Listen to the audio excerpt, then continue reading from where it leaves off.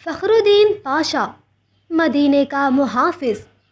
السلام علیکم پیارے ساتھیوں، عادل ناول اسٹوری میں خوش آمدید کہا جاتا ہے۔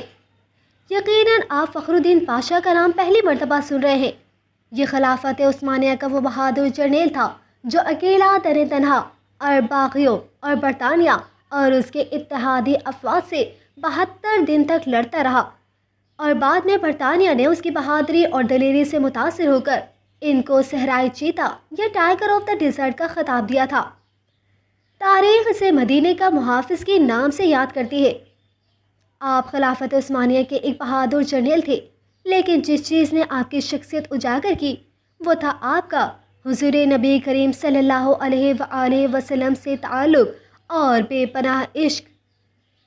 پہلی جنگ عظیم کے دوران برطانیہ تقریباً ہر جگہ سلطنت عثمانیہ کے ہاتھوں شکست پہ شکست کھاتا جا رہا تھا، تو اس کو ایک چال سوجھی۔ اس نے شریف مکہ حسین بن علی، جو کہ حجاز کا گورنر تھا، اپنے ساتھ اس لالچ پر ملا لیا کہ جنگ کے اختتام پر اسے مسلمانوں کا خلیفہ بنا دیا جائے گا۔ شریف مکہ نے خلافت عثمانیہ کے خلاف بغاوت کر دی اور مکہ اور جدہ پر قبضہ کر لیا۔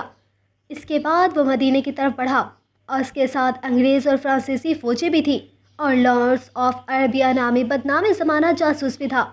انہوں نے 1916 کو مدینے کا محاصرہ کر لیا۔ یہ محاصرہ 1919 تک جاری رہا، کیونکہ ان کو یہاں کے عثمانی مجاہدوں کی طرف سے سخت مزاحمت کا سامنا کرنا پڑ رہا تھا۔ اس وقت مدینہ شہر کا دفاع ایک عثمانی سپہ سالار فخری پاشا یا عمر فخر الدین پاشا کے زیر نگرانی تھا۔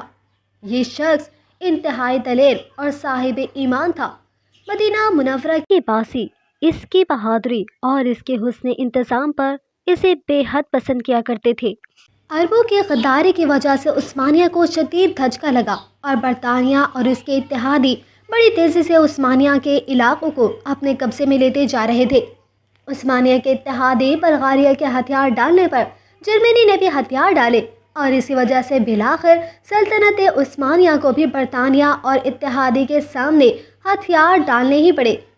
اس وقت شریف مکہ اور ان کے بیٹے علی، فیصل اور عبداللہ اس خیال میں تھے کہ فخر الدین پاشا بھی ہتھیار ڈال دے گا اور مدینہ اس کے ہاتھ آ جائے گا، لیکن فخر الدین پاشا نے ہتھیار نہیں ڈالے اور برابر لڑتا رہا۔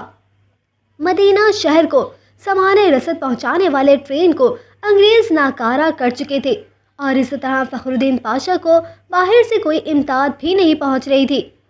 محاصرے کے دوران مدینے پر 130 بار حملہ کیا گیا، اور 30 اپریل 1918 کو مدینے کے مقدس سرزمین پر 300 بم برسائے گئے۔ کھانے پینے کی چیزیں ختم ہو چکی تھی، اور فخر الدین پاشا اور اس کی فوج ٹنڈے کھاتے رہے، لیکن ہتھیار نہیں ڈال رہے تھے، اس لیے کہ اس کو خواب میں حضور کریم صلی اللہ علیہ وآلہ وسلم نے حکم فرمایا تھا کہ ہتھیار نہیں ڈالنا۔ ایک ترک مصنف لکھتا ہے کہ ایک مرتبہ 1918 میں جمعے کے دن فخر الدین پاشا مسجد نبوی میں نماز کے دوران خطبہ دینے منبر کی سیڑھیوں پر چڑھنے لگے تو آتے ہی راستے میں رک گیا، اور اپنا چہرہ حضور پاک صلی اللہ علیہ وآلہ وسلم کے روضے مبارک کی طرف کرتے ہوئے عرض کرنے لگا، اے اللہ عز و جل کے رسول صلی اللہ علیہ وآلہ وسلم، میں آپ کو کبھی نہیں چھوڑوں گا۔ اس کے بعد اس نے مجاہدین اور نمازیوں سے ولولہ خیز خطاب کیا، مسلمانوں، میں تم سے حضور پاک صلی اللہ علیہ وآلہ وسلم کا نام لے کر جہاد کی اپیل کرتا ہوں، جو اس وقت میرے گواہ بھی ہیں۔ میں تمہیں یہ حکم دیتا ہوں کہ دشمن کی طاقت کی پرواہ نہ کرتے ہوئے حضور پاک صلی اللہ علیہ وآلہ وسلم اور ان کے شہر کا آخری گولی تک دفاع کرو۔ اللہ عز و جل ہمارا حامی و ناصر ہو، اور حضور کریم صلی اللہ علیہ وآلہ وسلم کی برکت ہمارے ساتھ ہو۔ ترک افواج کے بہادر افسروں اور محمد کریم صلی اللہ علیہ وآلہ وسلم کے جان نثار امتیوں، آگے بڑھو اور میرے ساتھ مل کر اللہ عز و جل اور اس کے رسول کریم صلی اللہ علیہ وآلہ وسلم کے سامنے وعدہ کرو کہ ہم اپنے ایمان کی حفاظت اپنی زندگیاں لٹا کر کریں گے۔ اس کے بعد فخر الدین پاشا نے کہا کہ اسے خواب میں حضور کریم صلی اللہ علیہ وآلہ وسلم نے حکم دیا تھا کہ وہ ابھی ہتھیار نہ ڈالے۔ اگست 1918 میں جب اسے شریف مکہ کی طرف سے پیغام آیا کہ ہتھیار ڈال دو، تو اس نے ان الفاظ میں جواب دیا: فخر الدین پاشا کی طرف سے، جو کہ عثمانی افواج کا سپہ سالار ہے اور سب سے مقدس شہر مدینہ کا محافظ ہے، اور حضور کریم صلی اللہ علیہ وآلہ وسلم کا ادنا غلام ہے، اس اللہ عز و جل کے نام سے جو کہ ہر جگہ موجود ہے، کیا میں اس کے سامنے ہتھیار ڈال دوں جس نے اسلام کی طاقت کو توڑا، مسلمانوں کے درمیان خون ریزی کی اور امیر المومنین کی خلافت پر خطرے کا سوالیہ نشان ڈالا اور خود کو انگریز کے ماتحت کر دیا؟ جمعرات کی رات میں نے خواب میں دیکھا کہ میں تھکا ہوا پیدل چل رہا تھا، اس خیال میں کہ کس طرح مدینے کا دفاع کیا جائے۔ اچانک میں نے ایک جگہ پر خود کو نامعلوم افراد کے درمیان پایا جو کہ کام کر رہے تھے۔ پھر ان میں سے میں نے ایک بے انتہا خوبصورت اور سراپا نور ہستی کو دیکھا۔ وہ حضور کریم صلی اللہ علیہ وآلہ وسلم تھے۔ انہوں نے اپنا بایاں ہاتھ میری پیٹھ پر رکھا اور مجھ سے تحفظ کا احساس دلانے والے انداز میں کہا: میرے ساتھ چلو۔ میں ان کے ساتھ 3-4 قدموں تک چلا اور پھر بیدار ہو گیا۔ میں فوراً مسجد نبوی گیا اور ان کے روضے کے قریب اپنے رب کے حضور سجدے میں گر پڑا اور اللہ عز و جل کا شکر ادا کیا۔ اب میں حضور کریم صلی اللہ علیہ وآلہ وسلم کی پناہ میں ہوں، جو کہ میرے سپہ سالار اعلیٰ ہے۔ میں مدینے کی عمارتوں، سڑکوں اور اس کے حدود کے دفاع میں دل و جان سے مصروف ہوں۔ اب مجھے ان بیکار پیشکشوں سے تنگ مت کرو۔ 30 اکتوبر 1918 کو سلطنت عثمانیہ نے ہتھیار ڈال دیے اور وزیر جنگ نے فخر الدین پاشا کو پیغام بھیجا کہ ہم نے محاصرہ کر کے ہتھیار ڈال دیے ہیں، اب تم بھی ہتھیار ڈال دو۔ لیکن فخر الدین پاشا نہ مانے اور اپنی تلوار حوالے کرنے سے صاف صاف انکار کر دیا۔ اس پر عثمانیہ نے اسے عہدے سے برطرف کر دیا، لیکن اس کے باوجود بھی وہ ڈٹے رہے اور اسی طرح لڑتے رہے۔ اسی طرح جنگ ختم ہونے کے باوجود یہ صحرائے چیتا، یہ عاشق رسول صلی اللہ علیہ وآلہ وسلم 72 دنوں تک اکیلے عرب باغیوں اور برطانیہ اور اس کے اتحادیوں سے لڑتے رہے اور اپنے چھوٹے سے دستے سے مدینے کی حفاظت کرتے رہے۔ آخر کار اس کے اپنے ہی ساتھیوں نے تنگ آ کر خود اس کو پکڑ کر دشمنوں کے حوالے کر دیا۔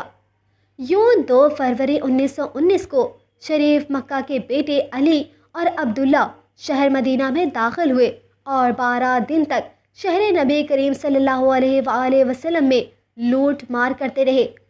4850 گھروں کو جن کو فخر الدین پاشا نے تالے لگوائے تھے انہیں توڑ کر لوٹ لیے گئے۔